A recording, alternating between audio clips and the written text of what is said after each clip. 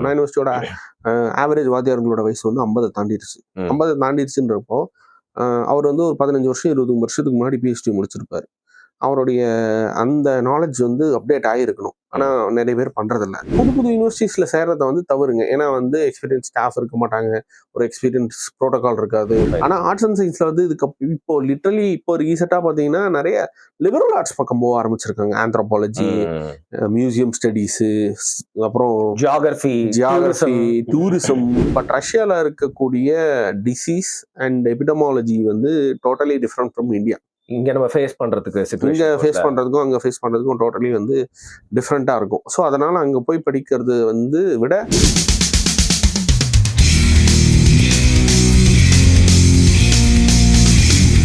இங்க பொறியியல் கல்லூரி பொறுத்த வரைக்கும் அந்த வேவ்ன்றது கொஞ்சம் குறைஞ்சிருக்கு. ஆனா பொறியாளர்களோட தேவை இருந்துட்டே தான் இருக்கும் போது அதை நம்மள புரிஞ்சுக்கணும். அப்படி இருக்கிறப்ப பொறியியல் கல்லூரிகள்ல தமிழ்நாட்டுல வந்து உகந்ததாகவும் இல்ல தவிர்க்கப்பட வேண்டியதாகவும் நீங்க சில கல்லூரிகள் நினைக்கிறீங்கன்னா அது எதுன்னு சொல்லிட்டு ஏன்னு இல்ல தவிர்க்கக்கூடிய கல்லூரிகள்ல வந்து பல கல்லூரிகள் இருக்கு. சரி, எந்த மாதிரின்னு சொல்லலாம்? இப்ப பாத்தீங்கன்னா கிறிஸ்ட் யூனிவர்சிட்டி மாதிரியான பல்கலைக்கழகங்களை தவிர்க்கிறது நல்லது. தஞ்சாவூர், ஏன்னா அந்த டிகிரி சர்டிஃபிகேட்டை எந்த கம்பெனியும் அக்செப்டே பண்றது இல்லை. அந்த யூனிவர்சிட்டி மாதிரியான டிகிரி சர்டிஃபிகேட்ல நீங்க வாங்கிட்டு போனீங்கன்னா அதை யாரும் அக்செப்டே பண்றது. ஏன்னா வந்து ஒட்டுமொத்த யூஜிசியிலனா வந்து கிட்டத்தட்ட பிளாக் லிஸ்ட் செய்யப்பட வேண்டிய ரேஞ்சில் இருக்க ஒன் ஆஃப் த யூனிவர்சிட்டி அது. அதே போல வந்து புதிதாக துவங்கப்பட்ட பல்கலைக்கழகங்கள் எதுலையும் சேரதான் 1க்கு 3 தடவை யோசிங்க. ஃபார் எக்ஸாம்பிள் இப்போ இந்த வருஷம் வந்து சென்ட் ஜான்ஸ் யூனிவர்சிட்டின்னு ஒன்று திறந்துருக்காங்க செங்கல்பட்டு, விழுப்புரம் திண்டிவனம் ரோட்ல. தக்ஷஷீலான்னு ஒன்று திறந்துருக்காங்க. அதே மாதிரி சென்னையிலே வந்து ஜேபிஆர் யூனிவர்சிட்டின்னு ஒன்று திறந்துருக்காங்க. இப்படி புது புது யூனிவர்சிட்டிஸ்ல சேர்றத வந்து தவறுங்க. ஏன்னா வந்து எக்ஸ்பீரியன்ஸ் ஸ்டாஃப் இருக்க மாட்டாங்க, ஒரு எக்ஸ்பீரியன்ஸ் ப்ரோட்டோகால் இருக்காது, உங்களுக்கு புதுசா போய் சிக்கிட்டு வர மாதிரி இருக்கும். அதனால நல்ல எஸ்டாப்ளிஷ்டு இன்ஸ்டிடியூஷன்ல சேர்றது பெட்டர். ஓகே, அதுதான் பெட்டர் ஆப்ஷனா இருக்கும். செகண்ட் வந்து நீங்க உங்களோட சாய்ஸை பொறுத்து நீங்க எங்க வேணாலும் சூஸ் பண்ணி படிக்கலாம். ஓகே, பட் நீங்க வந்து சிலதெல்லாம் வந்து நல்லா பண்ணிட்டு இருக்காங்க அப்படின்னு நீங்க வந்து ஒரு லிஸ்ட் போட்டிருப்பீங்களா?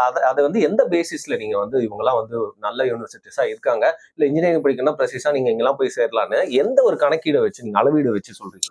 இல்ல அதுல மேஜர் கணக்கீடு வந்து faculty student ratio, international student கொலாபரேஷனு, அதுக்கப்புறம் வந்து இன்டர்நேஷனல் ஃபேக்கல்டி அப்படின்னு பல பேராமீட்டர்ஸ் இருக்கு. இதெல்லாம் கருத்தில் கொள்ளணும். ஆமா, அது பிரகாரம் பாத்தீங்கன்னா உங்களுக்கு வந்து தமிழ்நாட்டுக்குள்ள வந்து ஐடி மெட்ராஸ் வந்து ஃபர்ஸ்ட் அப்சல்யூட்லி அதை விட்டுருங்க. செகண்ட் வைஸ் பாத்தீங்கன்னா உங்களுக்கு இன்ஜினியரிங் படிக்கிறதுக்கு விஐடி பெட்டர். ஓகே, ஐ மீன் அண்ணா யூனிவர்சிட்டியோட விஐடி பெட்டர். எங்க அண்ணா யூனிவர்சிட்டி அந்த பிளேஸை வந்து தவற விட்டுருச்சு நீங்க நினைக்கிறீங்க? ஏன்னா நிறைய குறைகள் இருக்கு அண்ணா யூனிவர்சிட்டியில அப்படின்னு சொல்லிட்டு நீங்க வந்து லிஸ்ட் டவுன் பண்ணிருந்தீங்க. எங்க இருந்து அந்த ஒரு டிக்ளைன் வந்து ஸ்டார்ட் ஆகுது? மேஜர் கூட பாத்தீங்கன்னா லாஸ்ட் 10 வருஷமா யாரையும் புதுசா வேலைக்கு எடுக்கல. அண்ணா யூனிவர்சிட்டியோட ஆவரேஜ் வாத்தியார்களோட வயசு வந்து 50 தாண்டிடுச்சு. 50 தாண்டிடுச்சுன்றப்போ அவர் வந்து ஒரு 15 வருஷம் 20 வருஷத்துக்கு முன்னாடி பிஹெச்டி முடிச்சிருப்பாரு. அவருடைய அந்த நாலேஜ் வந்து அப்டேட் ஆகிருக்கணும். ஆனா நிறைய பேர் பண்றதில்ல. அதையும் தாண்டி ஒரு நல்ல யூனிவர்சிட்டி நீங்க ரன் பண்ணோம் அப்படின்னா 5 வருஷத்துக்கு ஒரு தடவையாவது நீங்க மினிமம் வந்து புது புது ஆட்களை வந்து ரெக்ரூட் பண்ணிக்கிட்டே இருக்கணும். புது புது ரிசர்ச் துறையில அந்த இன்க்ளூட் பண்ணதான் வந்து மிக்ஸ்டு டைவர்ஸ்டு ஃபேக்கல்டி உங்களுக்கு கிடைப்பாங்க. அவ்வளோ நாலேஜ் இருக்கும், எல்லா விதமான ஆட்களும் இருப்பாங்க. அப்படி வந்து டைவர்சிஃபைடு நாலேஜ் கிடைக்கலன்னா உங்களுக்கு சிக்கல். அதுக்காக தான் அதை நோக்கி போகணுன்ற. ஓகே, ஸோ விஐடி வந்து பெட்டரா இருக்கு. விஐடி வந்து பெட்டரா இருக்கு. இப்போ பேசிக்கா இப்போ மெடிக்கல் பொறுத்த வரைக்கும் நம்ம ஊர்ல வந்து இருக்கக்கூடிய இன்ஸ்டிடியூஷன்ஸா இருக்கட்டும், அது கவர்மெண்ட், அது வந்து எல்லாருமே தேடி போய் படிக்கிறாங்க. பட் அந்த அளவுக்கு இன்னைக்கும் நம்ம வந்து ஒரு இந்தியன் லெவல்ல அந்த எஜுகேஷனை வந்து ஹை லெவல்ல கொடுத்துட்டு இருக்கோமா? அதையும் தாண்டி பிரைவேட் மெடிக்கல் இன்ஸ்டிடியூஷன்ஸ்லயும் வந்து பாத்தீங்கன்னா வந்து ஓரளவுக்கு நம்மளோட குவாலிட்டி ஆஃப் எஜுகேஷன் வந்து மெடிக்கல் அப்படின்ற ஒரு கேட்டகரியில எப்படி இருக்கு அப்படின்னு சொல்லுங்க. குவாலிட்டி ஆஃப் எஜுகேஷன் மெடிக்கல்ன்ற கேட்டகரியில் வந்து நல்லா தான் இருக்கு. ஓகே, தமிழ்நாட்டை பொறுத்த வரைக்கும் எல்லா காலேஜுமே மினிமம் வந்து ரெக்யர்மெண்ட்டோட பண்ணிட்டு இருக்காங்க. ஒரு சில காலேஜ்கள் முன்னாடி இப்படி பண்ணிட்டு இருந்தாங்க, அதை அவங்களையும் ரெகக்னிஷன்ல இருந்து தூக்கிட்டாங்க. சரி, ஸோ அதனால இப்ப இருக்கிற கல்லூரிகள் எல்லாமே நல்ல கல்லூரிகள் தான் பெரும்பாலும். ஆனா என்ன பிரச்சனை அப்படின்னு பாத்தீங்கன்னா, தனியார் கல்லூரிகள்ல மேனேஜ்மெண்ட் சீட்ல மட்டும் போய் சேராதீங்க தனியார் கல்லூரிகள்ல. ஏன்னா மேனேஜ்மெண்ட் சீட்டுக்கான ஃபீஸ் வந்து அந்த யூனிவர்சிட்டிஸ் அந்த காலேஜஸ் தான் டிசைட் பண்றாங்க. இப்போ ஒரு குறிப்பிட்ட காட்டாங்குளத்தூர்ல இருக்க ஒரு பல்கலைக்கழகத்துல நீங்க போய் பாத்தீங்க அப்படின்னா 20 லட்ச ரூபா நீங்க வருஷம் ஃபீஸ் கட்டணும். ஃபீஸ் மட்டும் 20 லட்ச ரூபா, 5 வருஷத்துக்கு 1 கோடி ரூபா. யோசிச்சு பாருங்க. அது இல்லாம நீங்க வந்து மேனேஜ்மெண்ட் சீட்ல கேபிடேஷன் ஒரு அமௌண்ட் கட்டுவீங்க. அதோட கணக்கு பண்ணி பாத்தீங்கன்னா உங்களுக்கு வந்து 2 கோடி ரூபா ஆயிடும் சாதாரணமா முடிக்கும் போது. அந்த 2 கோடி ரூபா நீங்க எப்படி திரும்ப எடுப்பீங்க? மெடிக்கலை பொறுத்த வரைக்கும் அரசு கல்லூரியில கிடைச்சா மட்டும் படிங்க. இல்லைன்னா அந்த கனவு விட்டுருங்கன்னு சொல்றீங்களா இல்ல வெயிட் பண்ணுங்கன்னு சொல்றீங்களா? என்ன வெயிட் பண்ணுங்க. கொஞ்சம் கவர்மெண்ட் அடுத்து வந்து ஃபர்ஸ்ட் கவர்மெண்ட் காலேஜ் ட்ரை பண்ணுங்க. கிடைக்கலையா, பிரைவேட் காலேஜஸ்ல கவர்மெண்ட் கோட்டா இருக்கு. 60 கோட்டா, 50% கோட்டா. அத ட்ரை பண்ணுங்க. அதுவும் கிடைக்கலன்னா, நீங்க மெடிக்கல் தான் படிப்பேன் அப்படின்னா, அதுக்கு ஃபாரின் போய் படிச்சுட்டு வந்துடலாமே. அந்த ரஷ்யாக்கு போய் படிக்கிறாங்களே, அந்த பிரீட பத்தி நீங்க என்ன நினைக்கிறீங்க? ரஷ்யால போய் டாக்டர் படிச்சுட்டு வராங்க. ரஷ்யால பிரச்சனை என்ன அப்படின்னா வந்து, அங்க வந்து இதே டைப் ஆஃப் இதுதான். பட் ரஷ்யால இருக்கக்கூடிய டிசீஸ் அண்ட் எபிடமாலஜி வந்து டோட்டலி டிஃப்ரெண்ட் ஃப்ரம் இந்தியா. இங்க நம்ம ஃபேஸ் பண்றதுக்கு இங்க சிச்சுவேஷன் ஃபேஸ் பண்றதுக்கும் அங்க ஃபேஸ் பண்றதுக்கும் டோட்டலி வந்து டிஃப்ரெண்டா இருக்கும். ஸோ அதனால அங்க போய் படிக்கிறது வந்து விட, இங்க வந்து படிச்சுட்டு வந்து நீங்க இன்டர்ன்ஷிப்லாம் பண்ணி கொஞ்சம் இந்த நாலேஜை வச்சு நீங்க ப்ரிப்பேர் பண்ணாதான் உங்களுக்கு அது யூஸ்ஃபுல்லா இருக்கும். கிரவுண்ட்ல போயிட்டு நீங்க செயல்பட முடியும். ஆமா. இன்னொன்னு பிராக்டிஸ் பண்றதுக்கு.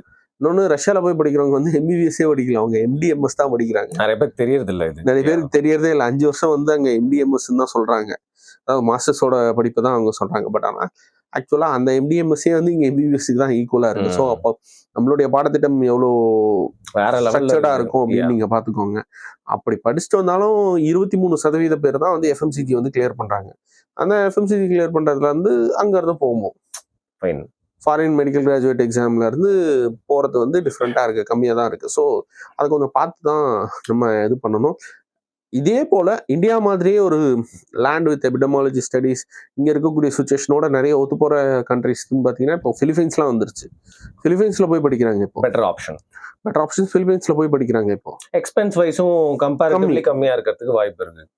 எக்ஸ்பென்ஸ் வைஸும் கம்மியா இருக்கு. அதே மாதிரி முன்னாடி உக்ரைன் கூட போய் படிச்சிருந்தாங்க. உக்ரைன்லாம் நிறைய பேர் படிச்சுட்டு இருந்தாங்க. இப்போ இருக்கிற சூழ்நிலைக்கு தான் அது கொஞ்சம் மாத்திருச்சு.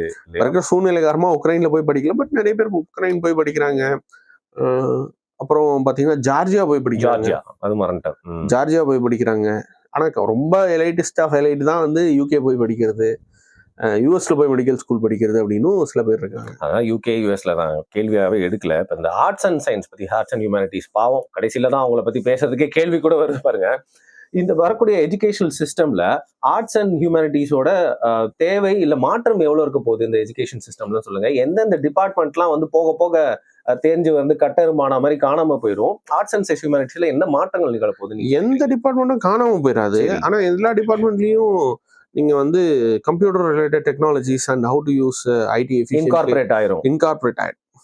இப்போ பிசிக்ஸ்ல பாத்தீங்கன்னா வந்து நம்ம ஊர்ல தான் வந்து பைத்தானோ ஆரோ கத்து தர மாட்டாங்க. நீங்க ஃபாரின் எங்க போனீங்கன்னா பைத்தான் இல்ல ஆர் வந்து ஏதோ ஒரு டேட்டா அனாலிசிஸ் லாங்குவேஜ் வந்து உங்களுக்கு மேண்டட்டரியா இருக்கும்.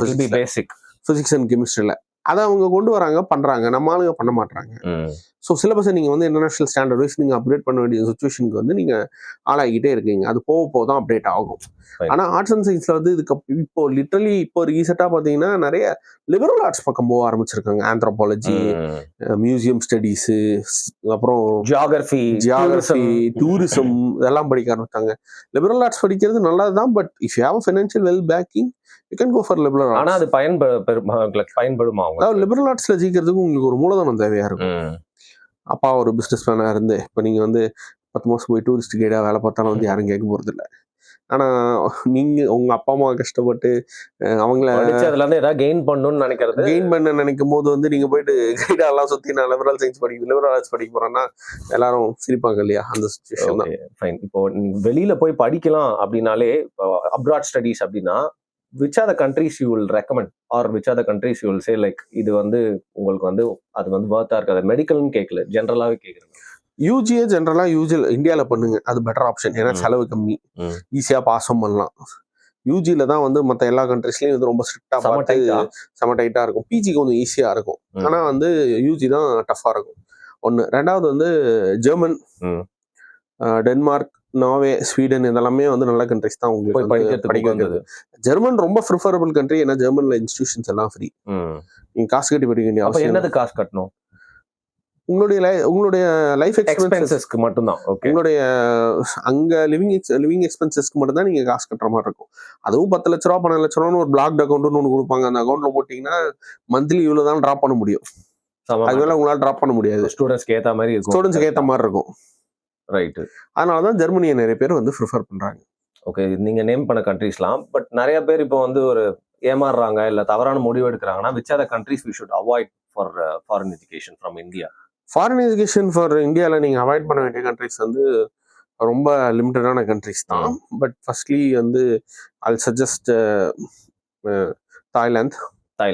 தாய்லாந்துல போறாங்களா என்ன? தாய்லாந்துலாம் சில பேர் போறாங்க, சில பேர் போறதில்ல. ஜாலியா படிக்கணும்னு நினைச்சிட்டாங்க போல இருக்கு.